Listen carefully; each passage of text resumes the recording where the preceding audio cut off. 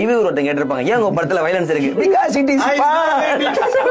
நல்லா இருக்கு, அதுக்குதான் வராங்க காசு கொடுத்து அப்படிமா. அமெரிக்கன் ஹாலிவுட் ஃபிலிம்ஸ் வந்து இந்த கான்ஸ்ல யூரோப்ல மதிக்கவே மாட்டாங்க. அமெரிக்கான கிரிஞ்சு படம் முறை அஜய் டாக்டர் ஜெயிக்குது, கான்ஸ்ல ஜெயிக்குது.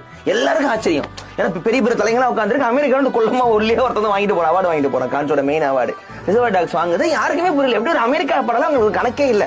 ஆனா அந்த படம் வந்து நல்லாவும் இருக்கு, ஆக்ஷனாவும் இருக்கு, அவார்டுக்குரிய குவாலிட்டியா இருக்குங்கிறது பெரிய ஷாக் ஆச்சு. பயங்கரமா கிரிட்டிக்ஸ் எழுதி இருக்க ஒரு ஆளு.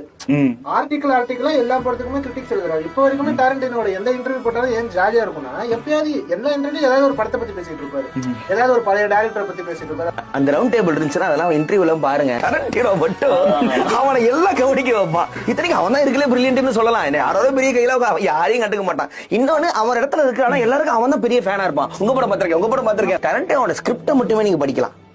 அதுவே ஒரு நாவல் மாதிரி இருக்கும்.